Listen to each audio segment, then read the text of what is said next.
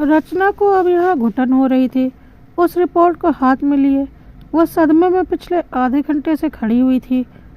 उसे यकीन ही नहीं हो रहा था कि उसके साथ इतना बड़ा धोखा हो रहा है। उसका पति मयंक उसके साथ इतना कुछ कर गया, उसे उसकी बिल्कुल उम्मीद नहीं थी। हाँ, तो वह दुनिया भर के ताने मयंक के प्यार में भुला देती थी। और कहाँ ये रिपोर्ट। मयंक का प्यार केवल छलावा भर था। क्या सच है क्या झूठ, उसे अभी भी समझ में नहीं आ रहा था। पर इस बात को वो मयंक के मुंह से ही सुनना चाहती थी। लेकिन वो तो अपने परिवार वालों के साथ अपनी छोटी बहन सावी की सगाई में गया हुआ था, उसे अकेला यहाँ छोड़कर। क्योंकि अभी थोड़ी देर पहले ही काफ़ी हंगामा हुआ था। बरबस ही उसे वो दिन याद आ गया था जब 5 साल पहले वह मयंक की दुल्हन बनकर इस घर में आई थी। दोनों की ही अरेंज कम लव मैरिज थी। लव मैरिज जब मजबूरी में अरेंज की जाती है तो जाहिर सी बात है ससुराल वालों के दिल में बहू को जगह बनाने में वैसे भी बहुत देर लगती है। शादी कर रचना जब ससुराल आई तो ससुराल में सास मालिनी जी, ननंद सावी, देवर सुदेश और पति मयंक ही था। घर में सास मालिनी जी का रुतबा था। मजाल है उनके सामने उनको दोनों बोटे कुछ कह जाएं। पर रचना ने अपनी तरफ से कहीं कोई कमी नहीं छोड़ी। अपनी तरफ से उसने हमेशा ससुराल वालों को खुश करने की कोशिश ही की। लेकिन ससुराल वालों को कभी खुश ना होना था, ना वो लोग हुए। और इस आग में घी का काम रचना के मां ना बनने ने पूरी तरह से किया। शादी के 2-3 साल तक वो और मयंक खुद ही बच्चा नहीं चाहते थे। लेकिन 1 साल पूरा होते होते ही मालिनी जी ने बच्चे की रट लगा दी।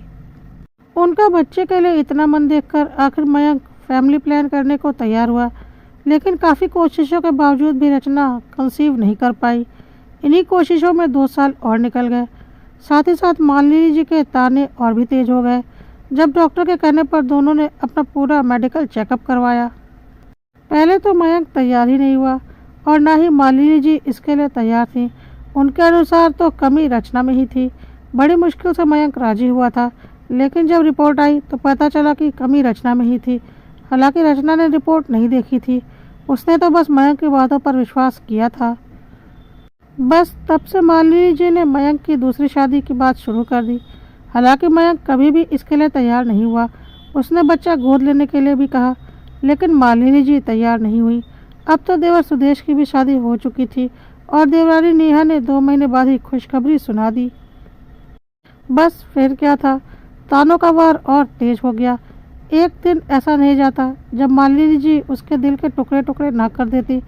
लेकिन हर बार मयंक उसके साथ खड़ा हो जाता। बस यही उसके लिए सुकून के पल होते थे।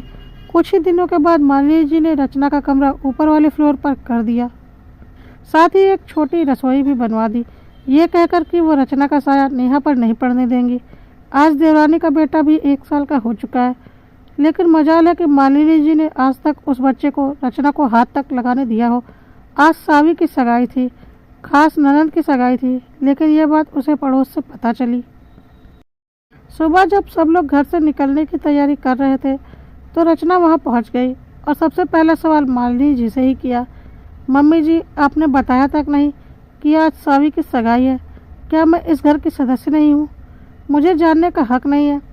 लेकिन मालिनी जी ने रचना की तरफ देखने की जगह मयंक से सवाल किया, तूने बताया नहीं इसे? इतने में मयंक रचना के पास आया। उसे ऊपर ले जाते हुए बोला, रचना अभी ये सब छोड़ो, चलो ऊपर चलो। नहीं मयंक, ये गलत है। मुझे पड़ोसियों से पता चल रहा है कि सावी की सगाई है।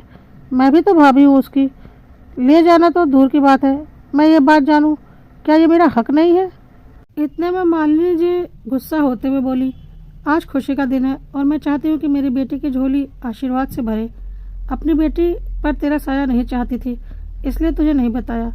माँ, अब बस भी करो ना, मैं रचना को लेकर जा तो रहा हूँ, फिर क्यों बोले जा रही हो आप? मयंक का रचना का साथ देना मालिनी जी को अच्छा नहीं लगा तो वो मयंक को सुनाते हुए बोली, हाँ तू ही साथ दे इसका। एक बार मेरी बेटी की शादी हो जाने दे, उसके बाद तो इसका इस घर से हमेशा हमेशा के लिए किस्सा ही खत्म करूँगी। मैं तेरी दूसरी शादी करवा के नहीं रहूँगी। पता नहीं तू क्यों झेल रहा है इस बांझ को।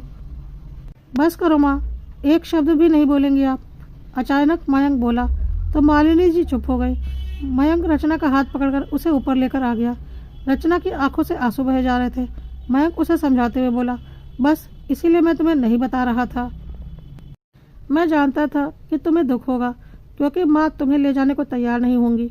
देखो रचना, मेरी बात को समझो। बड़ा भाई होने के नाते मुझे तो जाना ही पड़ेगा, पर मैं तुम्हारा दिल नहीं तोड़ना चाहता था, इसीलिए तुम्हें नहीं बताया। प्लीज़ मेरी बात को समझो। मयंक अपनी बात समझाते हुए बोला। खूब देर तक उसे चुप कराने की कोशिश करता रहा। तभी नीचे से मालिनी जी की आवाज़ आई, मयंक जल्दी चलो, देर हो रही है, लड़के वाले आ गए होंगे। सुनकर मयंक ने रचना को कहा, रचना देखो, मुझे अपनी जिम्मेदारी तो निभानी ही पड़ेगी ना, प्लीज़ तुम रो मत। अगर तुम इसी तरह से रोती रहोगी तो मेरा दिल नहीं लगेगा, और अगर तुम चाहती हो तो मैं भी नहीं जाऊंगा, मैं तुम्हारे पास ही बैठ जाता हूँ। कहकर मयंक वहीं पलंग पर बैठ गया। वहाँ पर उसे बैठा देखकर रचना के चेहरे पर मुस्कुराहट आ गई। वो अपने आंसू पोंछते हुए बोली, मैं भला कौन होती हूँ एक भाई को अपनी बहन की सगाई में जाने से रोकने वाली। मैं सावी के इतने खूबसूरत दिन को खराब नहीं करूँगी, तुम जाओ, मैं नहीं रो रही हूँ। कहते हुए रचना ने मयंक को वहाँ से विदा किया। मयंक को विदा करने के काफ़ी देर तक रचना यूं ही चुपचाप बैठी रही। फिर पता नहीं क्या सोचकर अलमारी की सफाई करने लगी। उस अलमारी की सफाई जिसे मयंक कभी हाथ तक नहीं लगाने देता था। काफ़ी दिनों से मयंक अलमारी की सफाई करने को कह रहा था। सो रचना ने सोचा कि मयंक को तो वक्त मिल नहीं रहा, इसलिए वो ही इसे साफ कर देगी।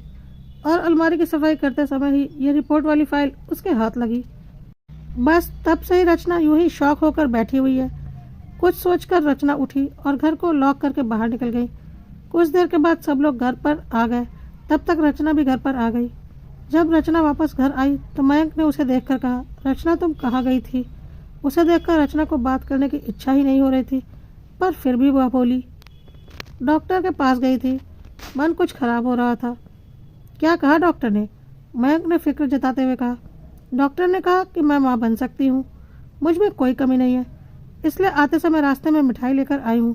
कहते हुए रचना मिठाई का डब्बा लेकर मयंक के पास आई और उसे खोलकर मयंक का मुंह मीठा कराने लगी। पर मयंक ने उसका हाथ रोकते हुए कहा, पर रचना वो पिछली मेडिकल रिपोर्ट तो, अरे हाँ वो मेडिकल रिपोर्ट, उस रिपोर्ट में तो कहीं नहीं लिखा था कि मैं माँ नहीं बन सकती हूँ, है ना मयंक?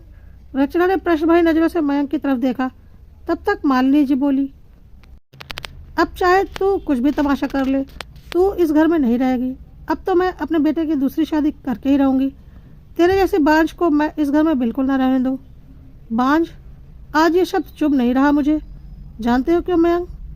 क्योंकि आज तुम्हारी रिपोर्ट मेरे हाथ आई। ये बांझ शब्द तो उस धोखे का बहुत छोटा सा हिस्सा है जो तुम मेरे साथ कर रहे थे। तुम्हारी माँ मुझ पर तानों के वार पर वार किए जा रही थी और तुम चुपचाप सुने जा रहे थे।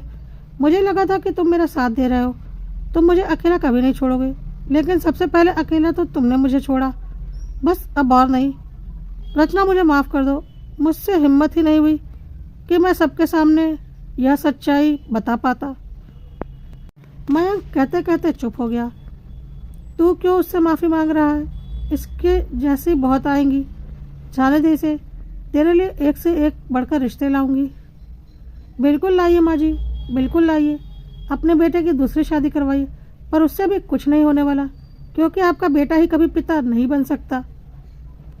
रचना की बात सुनकर मालिनी जी ने मयंक की तरफ देखा। मयंक गर्दन झुकाए खड़ा हुआ था। मालिनी जी को समझते देर नहीं लगी कि आखिर मयंक किस बात की माफ़ी रचना से मांग रहा है। यह देखकर वो बात पलटते हुए बोली, बहुत ठीक है, मयंक से गलती हो गई, अब तू क्या बात पकड़कर बैठी हुई है?